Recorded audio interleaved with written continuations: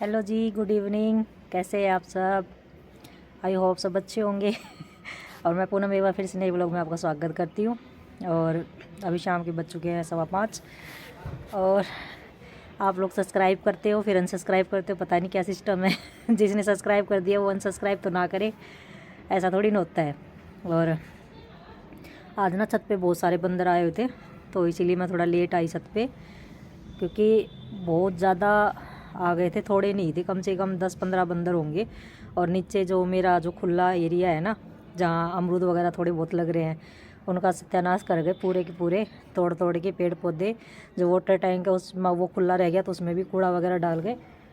बहुत सारा कचरा कर गए। मतलब अब हिम्मत नहीं है, पूरा दिन काम करो, 2-3 बजे आराम मिलता है और उसमें भी फिर अभी काम में लग जाओ, इतनी हिम्मत नहीं है। ऊपर से सर्दी इतनी हो रखी है, तो अब जो भी होगा वो सुबह होगा।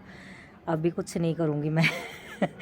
तो मैं चलो आपसे कुछ बात करती हूँ, आपको कुछ बताती हूँ कि जैसे मतलब मैंने बताया आपको मेरे बेटा हुआ, तो बोलते हैं ना, जब बच्चे थोड़े थोड़े बड़े होते हैं तो वो बड़े जो शैतानियाँ करते हैं, जो नटखटपन उनके अंदर होता है वो बड़ा प्यारा लगता है। तो मेरा लड़का थोड़ा सा 6 महीने का हुआ तो वो थोड़ा गुडलिया वगैरह चलने लगा। बहुत ज़्यादा शरारती हो गया था। मतलब बहुत ज़्यादा शरारती हो गया था। तो हमारे क्या था कि उस टाइम पहले मिट्टी से बर्तन साफ़ होते थे बहुत ज़्यादा, मतलब मिट्टी यूज़ होती थी उस टाइम। अगर नहाने की जो बाल्टियाँ होती है ना, उसमें भी मिट्टी का इस्तेमाल होता था, मतलब मिट्टी से ही साफ़ करते थे। हमारे गिल्ले बर्तन बहुत कम मंजते थे। जैसे जिसमें पानी गर्म हो रहा है, जो देगचा होता है, पतीला होता है, वो भी मिट्टी से मंजेगा। जो खाना बना के खाना खाया वो भी मिट्टी से मंजेंगे। सिर्फ बर्तन पानी से मंजते थे, कांच के जो कप वगैरह होते थे वो, और वो भी बहुत कम यूज़ होते थे, क्योंकि स्टील के बर्तन, स्टील के कप थे उस टाइम, वो ज़्यादातर यूज़ होते थे घर में। और कांच के जो बर्तन होते थे ना, वो कोई आने जाने वाले जो मेहमान होते थे ना, उसमें यूज़ होते थे। तो हमारे सारे मिट्टी से बर्तन मंजते थे टोटली, चाहे कितनी भी गर्मी हो, कितनी भी बारिश आ जाए। खुला था हमारा घर पहले, और पूरी बड़ी फैमिली थी, 15, कम से कम 15-16 बंदों की फैमिली थी। 15-16 बंदों की फैमिली में आप लगा लीजिए पूरा दिन कितने बर्तन होते होंगे। कितने कपड़े होते होंगे, कितना बड़ा हमारा मकान था। तो उस हिसाब से मतलब सारे बर्तन मिट्टी से मंजते थे। और ऐसा होता था कि सर्दियों में तो हम 4-4 चीज़ इस्तेमाल करते थे। गैस भी करते थे, अंगीठी भी करते थे, स्टोव भी चलाते थे, चूल्हा भी जलाते थे। 4 चीज़ों पे हमारा खाना बनता था। अलग अलग भागों में, मतलब ऐसा ही था कुछ सिस्टम। तो कभी अंगीठी मतलब इस टाइम तो हमारी अंगीठी जल जाती थी 5 बजे, सब्ज़ी वगैरह उस पर बन जाती थी, और जो खाना बनता था वो चूल्हे पे बनता था। चाहे बारिश आए, बहुत कम ऐसा होता था कि हमने गैस पे खाना बनाया हो, वरना चूल्हे पे ही बनता था। और बर्तन भी सब मिट्टी में मंजते थे। तो ये जो मैं हमारे ऐसा था कि हम सब लेडीज़ काम वाम करके ना सारे एक ही रूम में रहते थे पूरा दिन।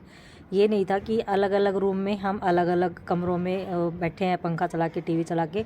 ऐसा मेरे ससुराल में कोई सिस्टम नहीं था, क्योंकि हमारे जो फैमिली वाले थे ना, थोड़ा पैसों को बचाने में और ख़र्चा कम करने में ज़्यादा, मतलब ऐसे, मतलब मानते थे इस चीज़ को। तो हम सारे एक ही रूम में बैठ के टीवी देखते।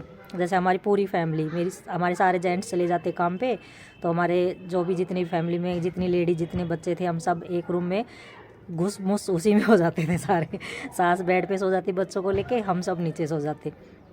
तो मतलब वो टाइम एक बहुत अच्छा टाइम था, जब हम साथ में खाना भी एक ही रूम में खाते, और बैठते भी एक रूम में, और जहाँ भी रहते इकट्ठे रहते। ऐसा नहीं है कि हाँ मेरा काम हो गया मैं अपने रूम में चली गई, मेरी जेठानी का काम हो गया वो अपने रूम में चली गई, सास अपने रूम में सो रही है, नहीं, ऐसा कुछ भी नहीं था।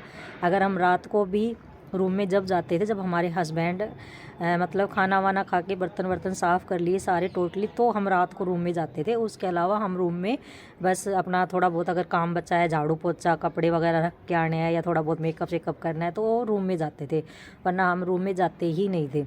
मतलब आजकल ऐसा नहीं होता है, आजकल सब अपने अपने रूम में अपने अपने कमरों में घुसे रहते हैं। उस टाइम बहुत शर्म आती थी, कि इसलिए हम सारे एक रूम में एंजॉय करते।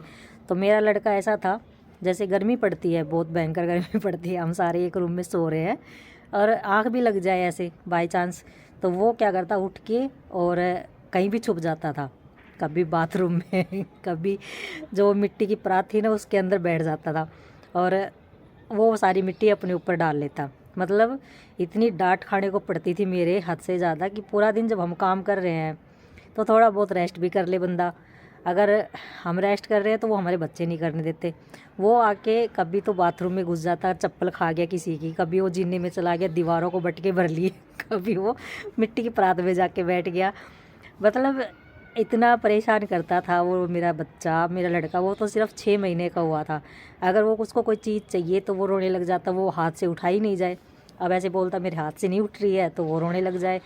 अब मेरे को हंसी भी आए, मेरे को गुस्सा भी आए परेशान करके रख दिया। अभी तो ये 6-7 महीने का हुआ है, आगे चल के तो ये क्या ही करेगा कुछ ही नहीं पता था।